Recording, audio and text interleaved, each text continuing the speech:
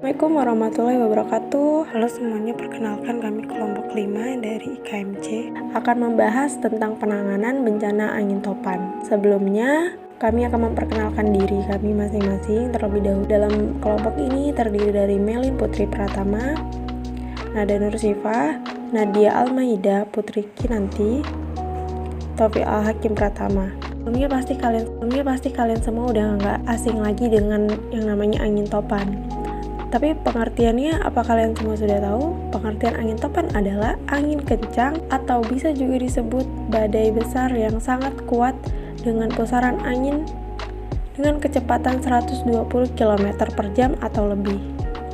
Angin topan bergerak mengaduk laut di bawahnya dan menyebabkan gelombang besar yang sangat kuat. Di pusat badai, mata angin ribut yang bertekanan rendah membentuk kubah air yang cukup tinggi. Ketika seluruh badai itu bergerak mendorong gelombang badai yang besar di depannya, akhirnya gelombang itu menyebabkan banjir di daratan. Ketika angin topan terbentuk, uap air terangkat dari laut dan membentuk dinding awan yang tebal. Angin kencang yang berputar di sekitarnya di daerah yang tenang, bersih dari awan, dan bertekanan rendah disebut mata angin topan. Baik, di sini saya akan menjelaskan mengenai penyebab terjadinya angin topan. Jenis-jenis angin yang menimbulkan banyak bencana atau jenis angin yang besar ini biasanya terjadi karena disebabkan oleh beberapa hal tertentu. Sama halnya dengan angin topan, di beberapa daerah mungkin angin topan dikenal dengan nama lain. Namun kemiripan di antara angin-angin ini ada pun beberapa penyebab angin topan antara lain sebagai berikut, yaitu 1. Perbedaan tekanan. Angin topan biasa terjadi karena disebabkan oleh adanya perbedaan tekanan udara dalam suatu sistem cuaca. Tekanan udara yang berbeda ini membentuk suatu pusaran dalam suatu sistem cuaca. Angin topan lebih sering terjadi di samudra karena tekanan udara lebih berbeda dibandingkan dengan yang ada di ekosistem darat. Biasanya angin topan lebih berpotensi terjadi ketika musim kemarau di siang hari. Hal ini karena pada waktu suhu sedang mencapai puncaknya, sementara di dalam samudra tidak ada yang mengimbanginya. Dengan demikian angin topan menjadi peristiwa yang biasa terjadi di daerah samudra. Yang kedua yaitu suhu udara yang sangat panas. Angin topan juga terjadi ketika suhu udara sangat panas, tepatnya pada siang hari. Pada tengah hari, ketika udara menjadi sangat panas, maka lapisan atmosfer bumi juga akan menerima suhu panas yang lebih besar. Namun tekanan udaranya rendah.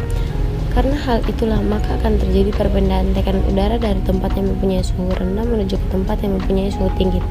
Peristiwa ini akan membentuk sebuah pusaran angin yang kita kenal sebagai angin topan. Ketiga yaitu penguapan air laut yang berjumlah besar.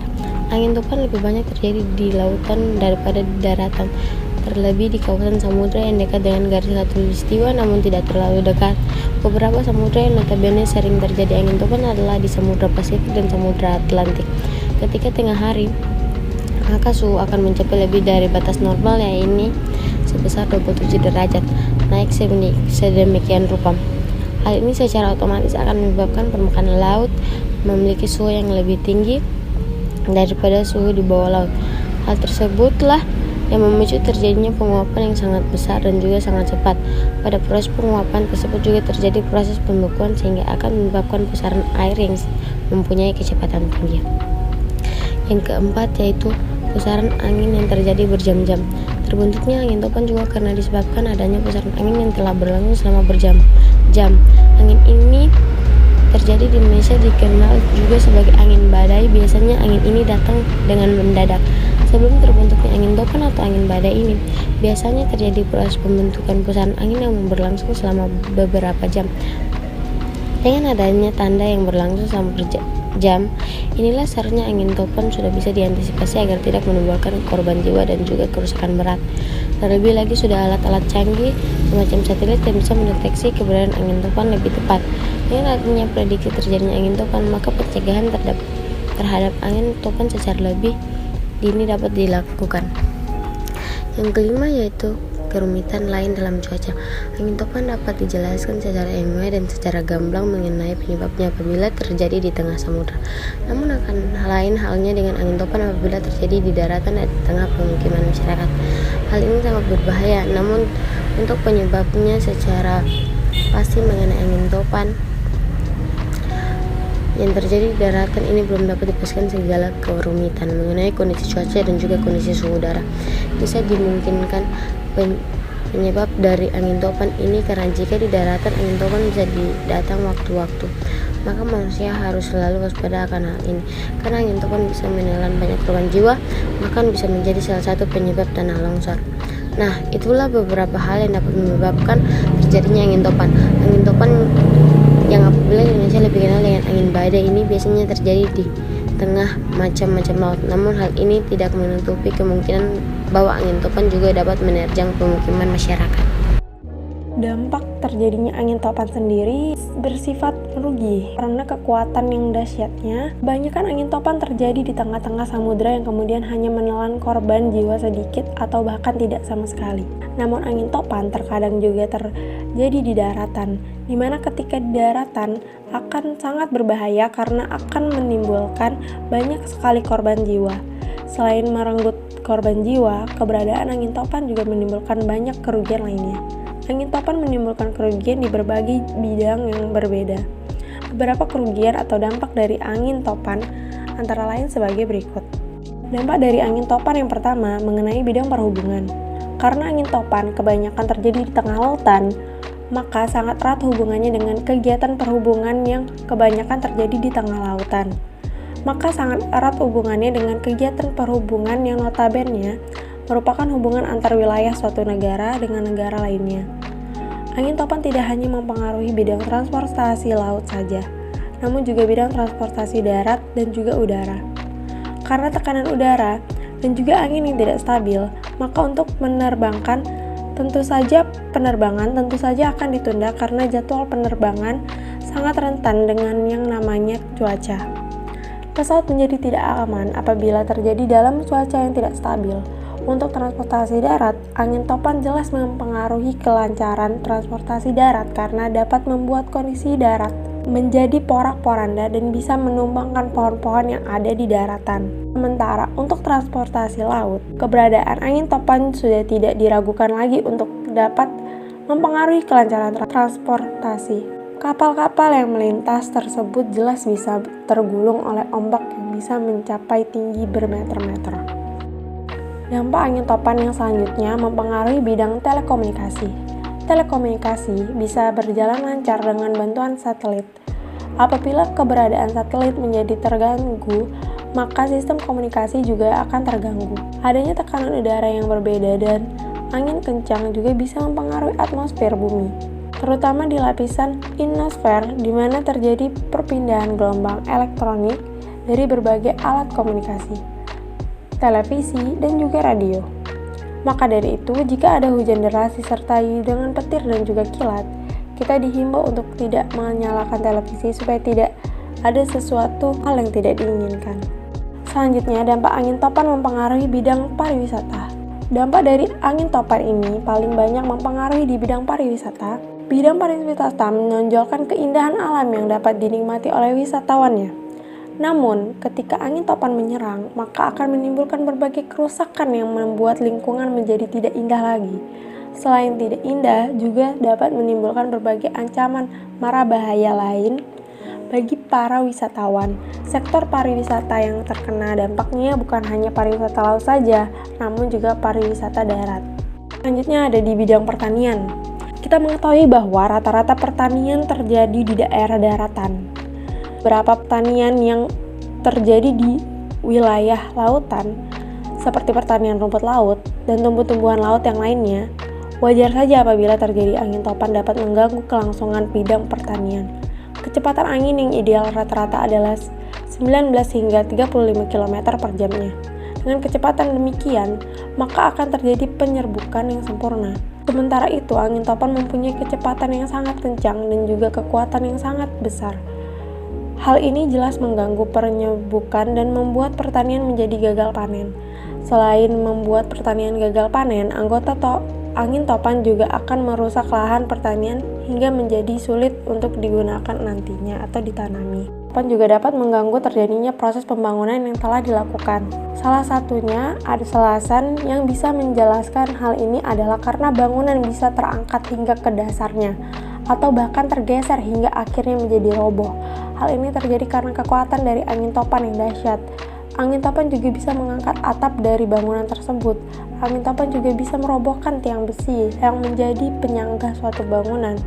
Hingga apabila tiang tersebut roboh, maka akan terjadi adalah bangunan juga akan ikut roboh. Nah, itulah beberapa dampak yang kemudian besar dapat ditimbulkan karena adanya terjangan angin topan. Angin topan terjadi dapat mengakibatkan kerusakan yang ganas, maka dari itulah manusia harus waspada terhadap terpaan angin topan yang datang sewaktu-waktu. Dan lebih pentingnya lagi harus mengupayakan berbagai cara untuk menanggulangi terjadinya angin topan, supaya tidak menimbulkan banyak kerusakan dan juga menelan korban jiwa. Tanda-tanda akan terjadinya bencana angin topan sebagai berikut, yaitu yang pertama, langit gelap, sering berwarna kehijauan. Kedua, hujan es dengan butiran besar. Yang ketiga, awan rendah, hitam, besar, dan seringkali bergerak berputar. Yang keempat, suara keras seperti bunyi kereta api cepat. Lanjut, yakni pencegahan bencana angin topan. Pencegahan atau prevention merupakan tahapan awal dari manajemen bencana yang dilakukan sebelum terjadi bencana. Adapun kegiatan pencegahan yang dapat dilakukan sebelum terjadi bencana angin topan yakni 1. Menjalankan simulasi tanggap bencana angin topan. 2. Mengeluarkan sistem peringatan dini atau early warning system. 3. Melakukan penyiapan cadangan pangan dan obat-obatan. 4. Mengetahui resiko dan membuat rencana pengungsian. 5. Membentuk dan meningkatkan jumlah relawan tanggap bencana. Lanjut, yakni pengurangan resiko dampak bencana atau mitigation. Mitigasi bencana mencakup perencanaan dan pelaksanaan tindakan-tindakan pengurangan risiko bencana dan proses perencanaan respon efektif terhadap bencana yang akan terjadi. Dimaksudkan untuk meminimalisasi akibat-akibat yang merugikan dari suatu bencana. Mitigasi bencana tersebut hanya dapat terlaksana dengan adanya sinergi antara pemerintah dan masyarakat. Berikut beberapa upaya mitigasi yang dapat dilakukan, yakni 1. Membuat struktur bangunan yang memenuhi syarat teknis untuk mampu bertahan terhadap gaya angin. 2. Penempatan lokasi pembangunan fasilitas yang penting pada daerah yang terlindung dari serangan angin.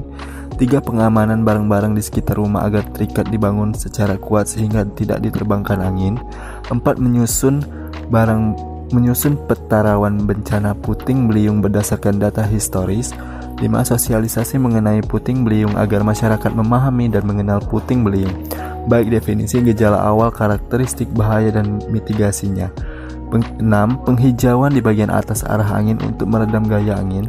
7. Pembuatan bangunan umum yang cakupannya luas yang dapat digunakan sebagai tempat penampungan sementara bagi orang maupun barang saat terjadi angin puting beliung. 8. Pembuatan jalur evakuasi. Dan yang terakhir yakni kesiapsiagaan dalam menghadapi angin puting beliung, khususnya tentang bagaimana cara penyelamatan diri. Yang harus kita lakukan pada saat terjadinya bencana angin topan adalah sebagai berikut. Yang pertama, cari tempat yang aman. Jangan diam di dekat pohon-pohon besar. Yang kedua, usahakan jangan berlindung di bawah jembatan atau jalan layang. Ketiga, hindari mengendarai kendaraan saat akan menghindar dari angin topan. Yang keempat, bila berada di luar rumah, segera masuk ke dalam rumah atau bangunan yang kokoh. Yang kelima, jika terasa petir akan menyambar, segera membungkuk, duduk, dan peluk lutut ke dada. Yang keenam, jangan tiarap di atas tanah. Yang ketujuh, hindari bangunan yang tinggi, tiang listrik, papan reklame, dan sebagainya. Ya, yang terakhir yaitu penanggulangan bencana angin topan. Penanggulangan bencana angin topan dilihat sebagai berikut, yaitu 1. Jika ingin sudah reda dan bencana sudah berlalu, segera periksa keselamatan orang-orang terdekat. Yang kedua, apabila ada dari orang sekitar yang ditemukan dalam kondisi terluka atau membutuhkan pertolongan, segera berikan bantuan darurat.